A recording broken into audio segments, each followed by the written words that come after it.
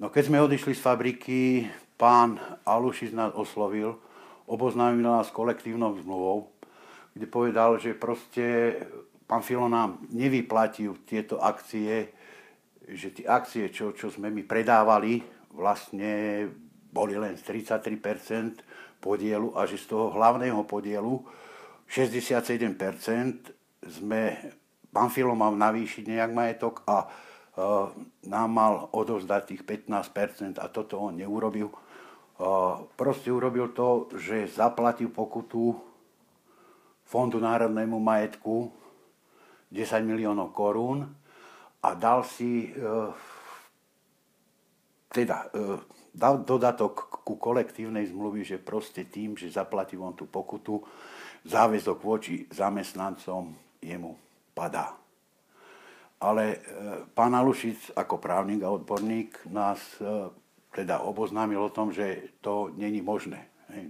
Poviem príklad, hej, keď ste ukradli bicykel, hej, a zaplatíte 5 eur pokuty, tak ten bicykel ostane vám. No, to je len príklad. Hej. Takže takto vzniklo občianske združenie Ekopapier.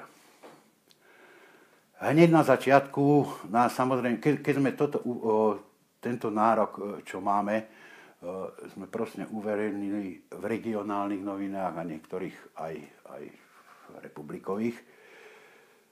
A momentálne nás teda Ekoinvest žaloval za poškodenie mena.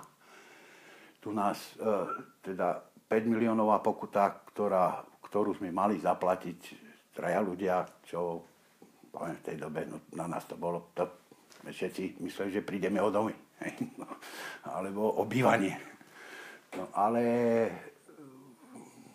tento spor sa trošku vliekol asi do 2010,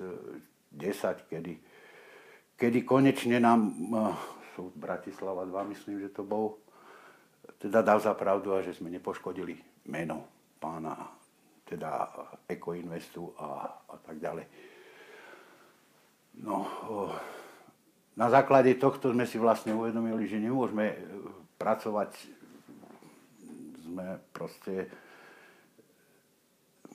to je nad naše sily a nemáme takú právnickú mašinériu ako pán Filo, aby tak sme hľadali ľudí, ktorí by boli teda takými rovnocennými konkurentami pána Fila, no a čiže pán Alušič oslovil pána Gavorníka, pán Gavorník zase pána Koritára, oboznámili sa s vecou a začali vo veci pracovať.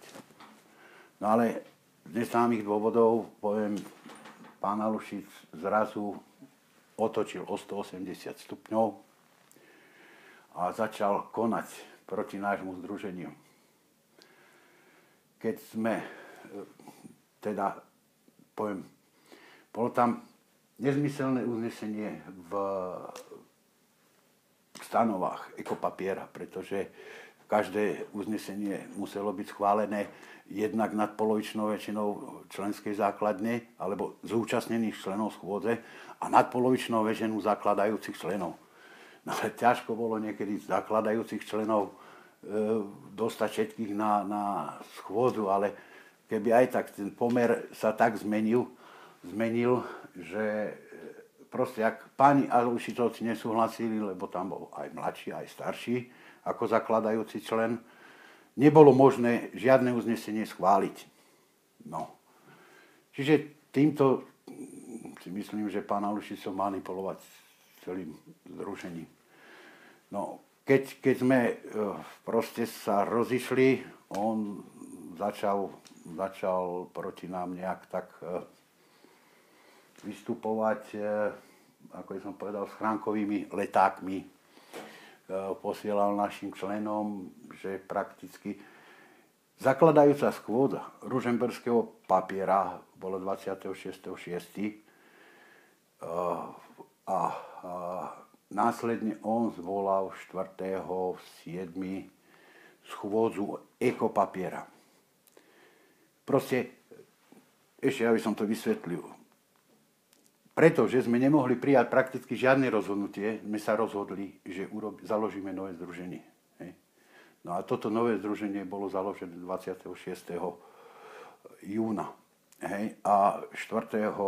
júla pán Alušic teda aspoň oznamoval v tých letákoch, ktoré roznášal po schránkach niektorých členov, že proste 4. júla bola schôdza, kde bol odvolaný pán Gavorník a on bol menovaný za predsedu. Ale z 340 členov nikto o tomto nevedel, aspoň čo sme sa informovali, nikto nevedel, že bol pozvaný na nejakú schôdzu. Tak si myslím, že tú schôdzu urobil sám sa pozval, sám odvolal pána Gavorníka, sám sa nominoval na predsedu a potom zase listami roznášal po schránke, že proste žiada pána Gavorníka, aby mu do týždňa vrátil celú agendu ekopapiera, pretože on je predsedom. Predtým sme mali, teda v ekopapieri boli dvaja štatutári, čiže aj on mohol konať ako štatutár. No, potom sme podali teda na predbežné, podali sme na súd, aby bol vydaný predbežný súhlas na to, aby pán Filo nemohol manipulovať s majetkom, ktorý aj bol vydaný 26.9. alebo kolo tej doby, nejak tak. A pán Alušic chytil a toto naše rozhodnutie zrušil ako za občianske združenie Ekopapier. Pretože toto bolo podávané ešte pred založením občianskeho združenia Ružomberský papier, čiže tam mal to právo ako štatutár toto rozhodnutie zrušiť. No. Ale samozrejme dávalo sa to dvojmo, lebo dávali aj nejakí zamestnanci, čiže teda platilo rozhodnutie zamestnanca, ale už neplatilo rozhodnutie, ktoré súd doručil Ekopapieru, to bolo prakticky zrušené. No. Takže asi toľko by som k tomu a no, pánu Filovi sa podarilo proste sa odpísať z obchodného registra na Slovensku a zapísal sa v Čechách a potom si toto rozhodnutie prevzal.